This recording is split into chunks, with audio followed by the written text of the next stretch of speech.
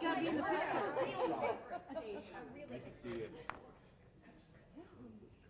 Come closer. We also have the other side. Yeah. Move up and so you behind. Oh, you guys are there already. We follow what you're doing. But whatever you're speaking should be.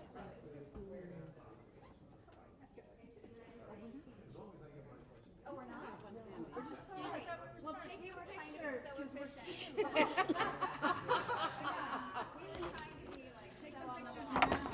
Just yeah, that's scroll it. a good idea. Yeah, take some pictures now. Yeah, that would be great. Karen, are you getting some pictures? I'm thinking take pictures of it. I want you to take pictures back and I'll tell you what they are, so in case you can't read my handwriting. So it's 48 Hughes, Byrne, Bello, and Farrar.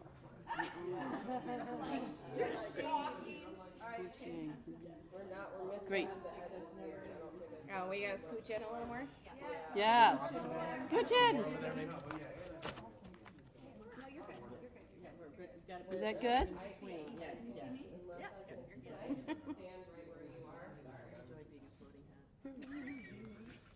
A floating head.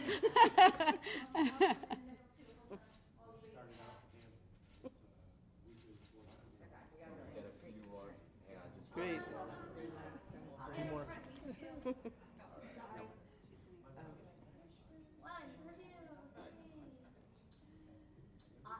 Thank you. Great. All right, should we get started? I think so. Okay, very good. Very good. Now we can get each other elbow room. Hi, everybody, and thank you so much for being here with us. And here they are now. Maybe we'll just wait for one moment so that you don't have the noise. Thank you for coming. You're fast. Good. Emma, you got the greatest small little camera there. Very portable. I wouldn't travel as well if they gave me the big one. That's terrific. All right, and you're ready. Great. Hi, everybody, and thank you so much for being here.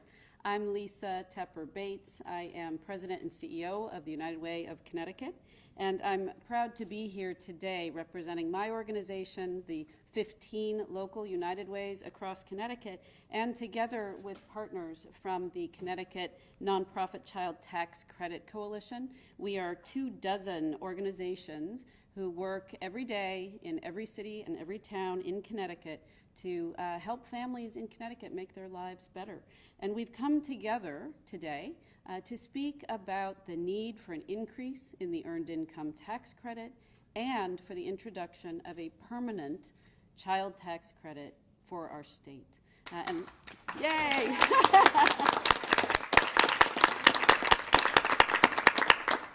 We're particularly honored today to be joined by the Comptroller, by Sean Scanlon, who will speak in a few minutes, and also by a number of representatives from our legislature. Thank you to Representatives Fortier, Morin Bello, Hughes, and Farrar for making the time to be here with us to talk about this important issue. We're really grateful to you. So just to set the stage, we all love Connecticut. This is a great state. But at the same time, raising a child in Connecticut is more expensive than almost anywhere else in the United States. In our Connecticut United Way's most recent ALICE report, we found that nearly 40% of households in this state struggled, even before the pandemic, struggled paycheck to paycheck, barely making ends meet, sometimes falling behind in their bills. And what it took, according to our ALICE work, and ALICE, by the way, stands for Asset Limited, Income Constrained, and Employed.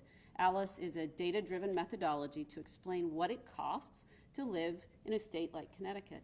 And what ALICE tells us is that even, again, before the pandemic, it costs $90,000 a year for a family of four, 2 parents, a toddler and a baby, to make ends meet in Connecticut.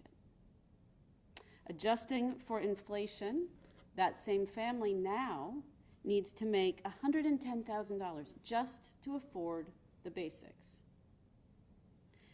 So, we know that this is important for all families, but I do want to stress that this falls disproportionately on families of color in our state. 57% of Black households with children and 63% of Hispanic households struggle to make ends meet or are falling behind on their bills. So with that in mind, it's also critically important to underscore why this issue, why this year. I think we all know that we have seen inflation in America at levels that we haven't seen for decades in all of our costs of living. But in addition to that, we've also seen incredible reductions in federal benefits that families enjoyed just last year. And we've got a visual about some of this here. So just to list them, more than 600,000 Connecticut children are impacted by the expiration of the enhanced federal child tax credit. And what that means for a family with one young child, that's a loss of up to $1,600 for the year. With the expiration of the enhanced federal child and dependent care credit, that's a loss of up to $5,900 this year. And starting last month, with the expiration of the Enhanced Supplemental Nutrition Assistance Program, or SNAP, there's a loss of a minimum of $95 a month to 370,000 people in Connecticut. So adding all that up, what we're seeing now, and colleagues here who are working every day in the VITA project to offer income tax assistance to those who need it to file, what they're finding is that families are stunned at what they're not getting back. They were counting on that money to help pay their bills, and it's not going to come in because of those reductions in federal benefits. So with that backdrop, what we know is that tax credits work. They are a proven and practical measure to support our struggling families. The flexible income that tax credits offer is proven for these households to provide a path to cover debts like past due utilities, to meet basic needs, or to invest in improving the healthcare, nutrition, and housing of the family. And for all these reasons, we do applaud the governor's proposal to enhance the state-level EITC to make it 40% of the federal. That's an important step, and we're glad that he's willing to take that, and we're glad that the legislature supports it. But there's more to the story. The federal cap for the earned income tax credit eligibility is simply put too low for most Connecticut families. And what that means is this. A family in Connecticut with 2 children has to earn no more than $56,500 to be eligible for the EITC. Now, for families falling below that income, this is terrific, and it's an important benefit. But what about all the families who are struggling and make more than that? They do need our help, and that's why we're here together today to make the case for a permanent and fully refundable child tax credit as an important complement to that enhanced EITC. And what we're asking for is $600 per child for eligible families with income for a single parent up to $100,000, income for a 2-parent family up to $200,000. And what that means is this. With that money, with 2 children, that $1,200 is a month of groceries or more. That's enough to weather an unexpected situation like an expensive car repair. And we're here to remind our leadership in Connecticut that they need to think about the families, they need to target the families, and this is a way to do that and to make a tangible difference. And now with that said, we have a number of others who are going to yield their perspective on this, and I'm going to turn it over now to Deb Polen, who is the Executive Director of the Connecticut Association for Community Action, but also is a councilwoman for City of West Hartford and a member of our nonprofit Child Tax Credit Coalition. So please, Deb. Thank you.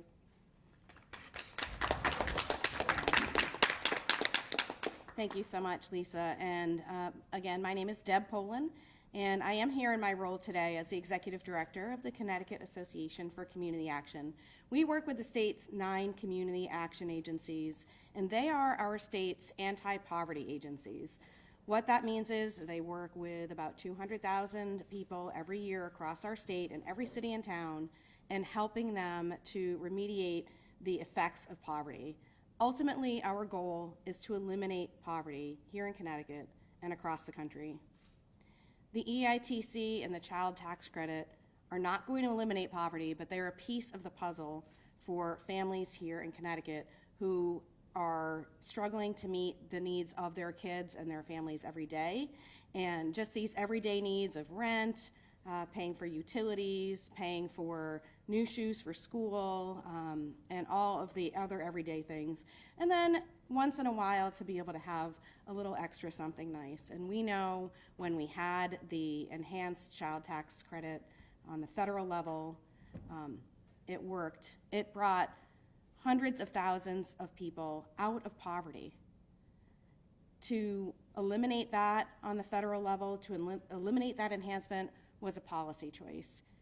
Here in Connecticut, policymakers have the opportunity to help remediate that choice and to help parents retain more money, have more money to help raise their families, and to not be every day wondering if they can pay for eggs or groceries, the rest of their groceries, for medicine, for their utilities, and all of the other expenses.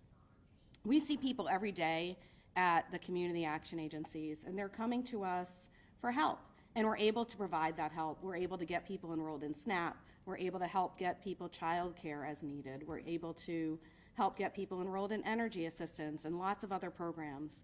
Having a little bit of extra money through the enhanced earned income tax credit and through the child tax credit would be another great step forward for our state, and grateful for the support that this has been generating across our state on a bipartisan basis, and both in the legislature and in the executive branch, and hoping that we can bring this home this session. Thank you. Thank you, Deb. And now we'd like to ask Emily Byrne, the Executive Director of Connecticut Voices for Children, to offer a perspective on why this is such an important tax policy. Thanks, Emily. Thanks, Lisa.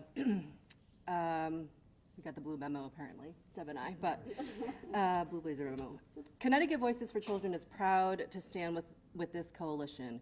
We've been fighting for a permanent state-level child tax credit since 2020, not only because we know that hardworking Connecticut families need all the help they can get, but because it's research-backed policy that ensures family economic security. Connecticut is a great state. I grew up in Connecticut. That said, as Lisa also mentioned, it's an expensive state, especially for low and middle income families. The data tell us that the cost of raising a child in the Northeast is around $17,000 per child per year. As we know, the costs for housing are rising, and the costs for food and gas are exceptionally high worldwide, which makes the affordability of this state, one that we love, a challenge. But we can do something about that this year. A permanent, refundable, state-level child tax credit could support over 700,000 children, including up to 95,000 children living in poverty. And for a high cost of living state, Connecticut, one that has no exemption, reduction, or credit to adjust for family size or child care expenses, every dollar back matters.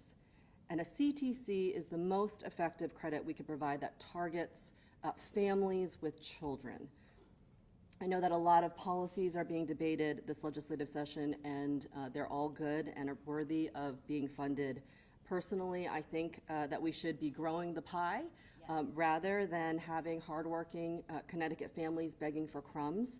That said, I do understand that there are considerations to be made, both political and economic. But when we know that a $1 tax cut in the form of a child tax credit is proven to have a positive overall effect on economic output, I think it's a no-brainer. A Connecticut child tax credit is both a smart economic choice and a moral one.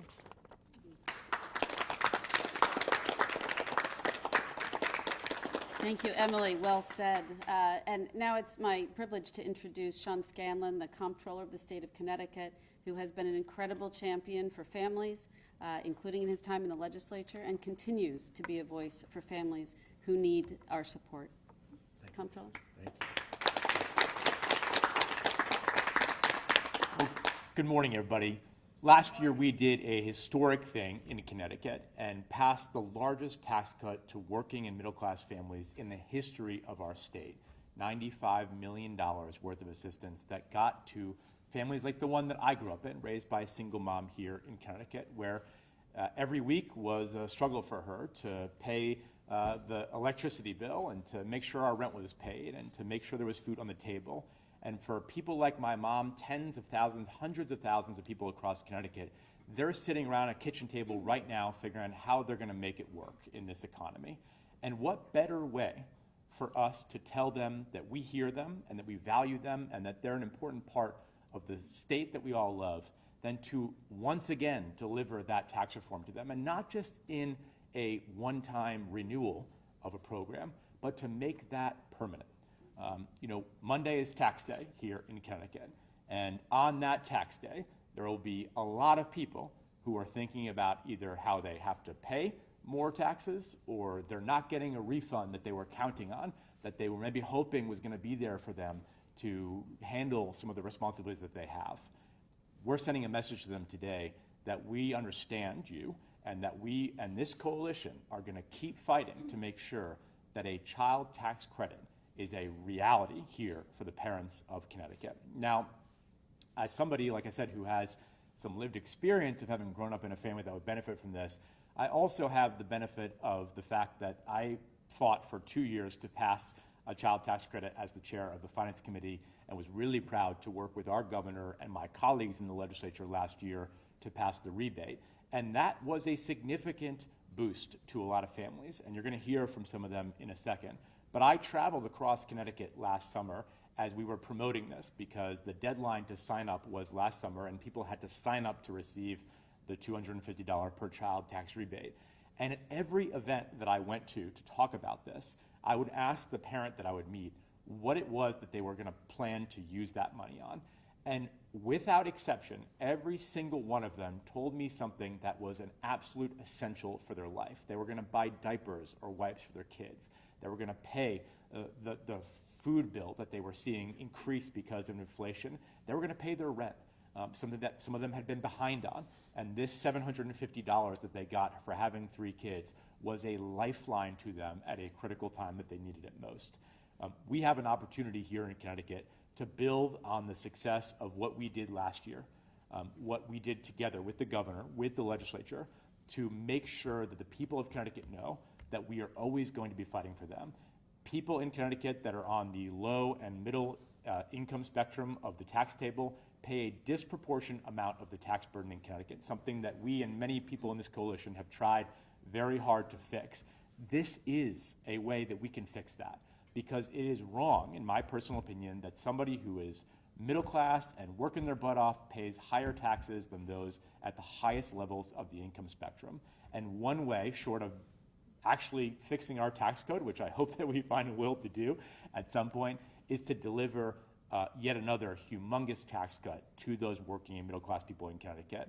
And again, this is an opportunity that we have this year to not just do another extension, but to make it permanent so that people can always count on that relief coming to them. And I think you'll hear in a moment why this is so important. But for the parents of 370,000 Connecticut kids who got this relief last year, it was a lifeline, and we have got to continue that to make Connecticut more affordable and make this state a better place to raise a family, start a business, and do all the things that we want everyone in this amazing state to continue being able to do if it was just a little bit more affordable. That's our focus. That's why we need to pass this year, and I'm confident that we're going to get it done. Thank you. Thank you so much, Comptroller Scanlon, for your strong voice and for your leadership on this issue for our families. And as the Comptroller said, it's most important that you hear from the families for whom we want to see this policy move forward. And we're honored to have 2 families here to speak today. Brian Murphy is going to speak first. He's joining us from Hamden. He's a father, he's an advocate, he works hard, and he is still struggling with the costs of living in Connecticut. Brian? Thank you very much. So yeah, I'd like to talk a little bit about what it's been like the last few years, raising a family with my partner, my wife. We have 2 small children. They're getting a little older now, so 9 and 7, Ronan and Reese.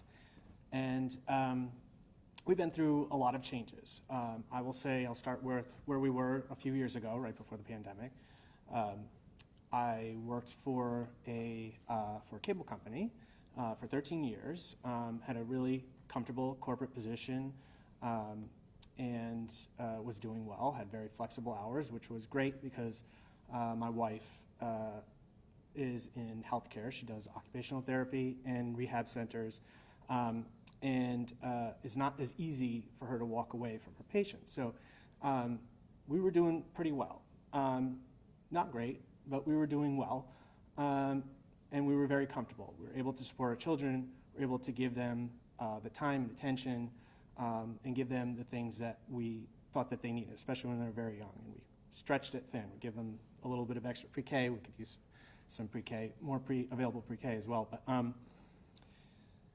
then the pandemic hit us, and suddenly that flexibility for me was gone. My wife was obligated more than ever to her patients, especially in the rehab centers, which were particularly struck by the pandemic, and her hours doubled.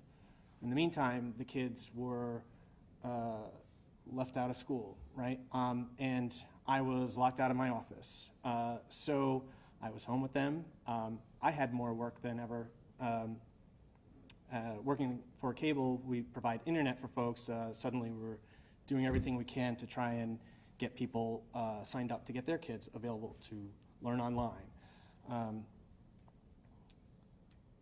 Well, giving my kids that time and attention that they needed was not really wasn't possible. Suddenly, I'm a full-time teacher, full-time parent, full-time homemaker, and working double duty for work. So it wasn't really sustainable, but everybody was going through these things. After a couple months, suddenly now I was laid off, and that became a more difficult proposition. Now I had a little more time to give for my kids, but we didn't have the income that we needed to really give the kids what they needed. But luckily, we had expanded unemployment benefits, and that really helped us get through. As a matter of fact, over that next year, right, of the pandemic, we actually did kind of well. And I'll tell you why in a moment, but it was an incredible privilege, and it was with the help of not the private sector, not the cable company that was taking care of me when I was making them big money, but it came from government. So after the pandemic started to ease back, we were excited to get back to life like everyone else. And suddenly we realized, especially with the kids, that we wanted to get them back involved in sports and in extracurricular activities, get them involved with their friends and social activities, that the reason we had done fairly well, not exactly in the black, but was because we were depriving ourselves, right? We were depriving ourselves and we were depriving our kids of the things that they really needed. And suddenly, with the prospect of paying for,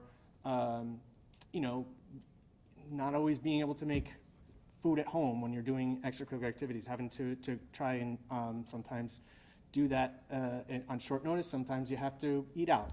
And luckily, we had available to us at a time we really needed it, when we really were getting them back into the swing of things, with the child tax credit, to get them some equipment and lessons for things that they needed, things that they hadn't had. There was no enrichment for those kids. They were without school, they got the school back, and that was remote. But they had no social activity. So being able to have my two children partake in, one did lacrosse that fall, and they both did piano lessons. Those are small things, right, that you in terms of finance, but they're such huge things for the children. And we didn't really have the flexibility to do those things on our own. And for us, for my wife and I, having that child tax care credit really helped us bridge that gap. Here we are in spring again. It's opening day for the baseball season on Saturday, and we got the kids ready for that. And we don't have that tax credit, and it's hitting us hard. So I really want to stress how important it is raising a family and giving that enrichment to children, making sure that they become the adults that are active, have the skills that they need, are engaged, feel confident. We need to do these things. We need to provide for them. I've been incredibly privileged. This wasn't the difference between dinner on the table or not. It was something that the kids needed in a different way. It was a different nourishment. But there are folks out there where this literally means the difference between getting food or not having food for their children. Again, I can't stress that without the help of having an employment insurance, having the child tax care credit, these are things that came through when we needed it the most. Those things, they don't come from a free market. They come from a strong government. They come from folks that are part of these organizations today that really push the government to do the things that we need to do and take care of our children. I'm very appreciative, and I thank you so much.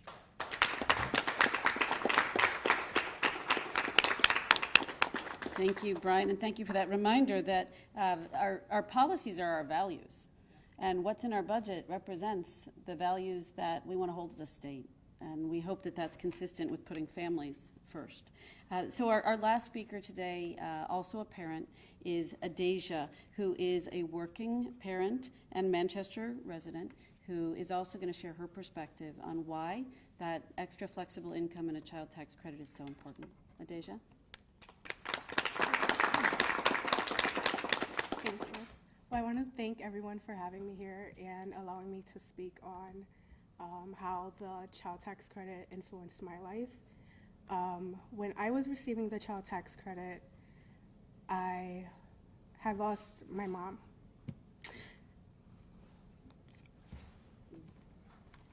I lost my mom. And I had to pay for those finances. So the child tax credit. Sorry. You're doing great. The child tax credit was used to pay for those finances, as well as my mom's bills, and on top of that, my own bills.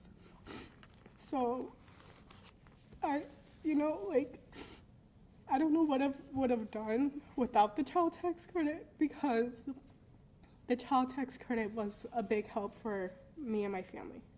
And in the midst of losing my mom during the pandemic, I was also pregnant with my daughter, and it was helping me to provide food for myself and my daughter, as well as bills, and I didn't qualify for SNAP benefits. To them, it was like I made too much to qualify for SNAP benefits. So when I was receiving the child tax credit income, it was helping me to provide for myself, my daughter. My little sister was living with my mom, so I had to take care of my little sister as well. And, it was just, I was very thankful for it, because, when you lose a parent, for one, you're not even in the right state of mind, and, your mental health will get to you. And sometimes you're not even able to work, and you just need that time off to get yourself back together. But when I was receiving the child tax credit, it was a very big help for me and my family. So I'm not only speaking for myself, I'm speaking for people like me and other families, because I know not only has it helped me, I'm 100% sure it's helped several other people. And I'm hoping my story helps other families in the future. It will. Thank you.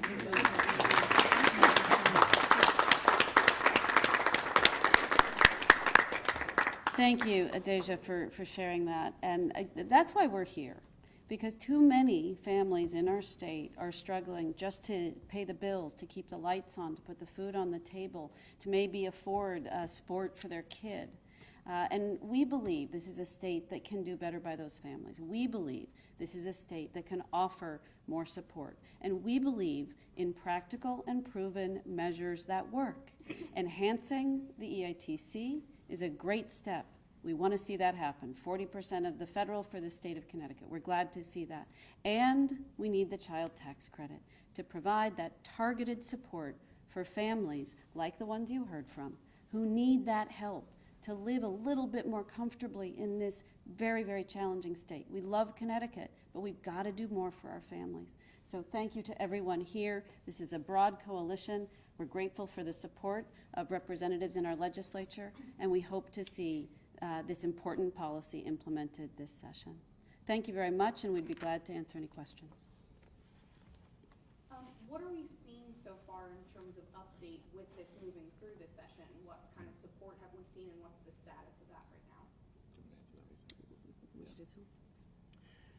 So I'm a recovering legislator, but the two money committees, Finance and Appropriations, have their deadline next week or in the next 2 weeks. And so this is a critical time for the legislature as they evaluate their budget and the governor's budget and make decisions about what they're going to include in the committee packages. Certainly our legislators can chime in here, but I can just tell you in my conversations from talking to the leaders of those committees and many legislators on, frankly, both sides of the aisle, there's a lot of support for a comprehensive tax package this year that would include things like the governor's tax cut, which I personally think is a really good thing, but also a number of other proposals like the EITC, like the child tax credit, that we know, based on the data, would literally change lives here in Connecticut, as you just heard from people speaking. And I'm confident that by the end of the session, there will be a path forward for us to do a comprehensive package, including all these different tax cuts. Confident this will get into that package before that deadline next week? I feel good about it. Certainly I think it's a conversation, as is everything here in this building, but I do know there's a lot of support for it. People know it worked last summer. Again, the parents of 370,000 kids in Connecticut got a check in the mail, and I think each of us has heard from somebody that knows that was a life-changing thing for them, and I think there's a lot of support to have it continue. In the press? I'm a teacher from the Bronx. I'm representing myself today. My name is Emily Matthews-Hess. I'm currently Emily Banks. I do freelance. If I share some of my video, I am an Associated Press member, to answer your question. Okay. My question, if you'd like me to ask it, or if you want to defer to press members that are officially signed up, that's okay, I can save it. Okay, yeah. Any other questions from, yeah? The release says estimated cost of the CTC is $300 million. Is that at the 250 level or the increase? So the $300 million would be to do $600 per child, up to 3 children, fully refundable for the parents of Connecticut. That would take effect next year, obviously, from this year. Yes, that is a fully funded permanent child tax credit. The rebate that was passed last year was $250 per child, up to 3 children, not refundable, and a one-time rebate. Making it permanent, is that part of the bill or is it just the increase? Well, there was a bill earlier that the Finance Committee sort of heard, I think, from Senator Looney, that would make it permanent, that mirrors what the coalition is pushing for today and mirrors what I first introduced back in 2020 that would create that $600 per child tax credit, and that's what costs $300 million. And any of you want to say anything about from the perspective? Hi, everyone. The Vice Chair. State Representative Kate Farrar, pleased to be here. Yes. Just wanted to know what the pushback was. Again, when I represent myself, I don't mind being recorded, but actually, what I was going to ask is, what's the pushback? God's blessings and peace. Thank you all. So, State Representative Kate Farrar, just happy to add from a legislative perspective, I want to thank Comptroller Scanlon for his note about being a recovering legislator, but we appreciate his leadership on this, especially in his comptroller role. Getting to what he noted about kind of the time-sensitive nature of this press conference, is that, we are on the Finance Committee and the Appropriations Committee really crafting our final bills that'll come out of those two committees. And on the Finance Committee, that will be next week. And our values, certainly, we want those fully represented in this package moving forward. And as you've heard today, we have an incredibly upside-down tax system in our state, where the working families in our state pay 4 times that of the wealthiest in our state. And so this piece of an expanded earned income tax credit, a child tax credit that actually targets the families in our state who are most of need to truly thrive. This is what I know myself and many others on the Finance Committee are going to be focused on.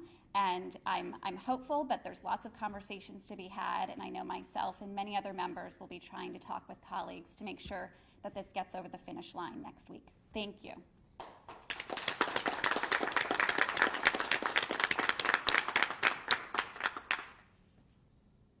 Great. Anybody else? Thanks, everybody. Thank you so much for being here.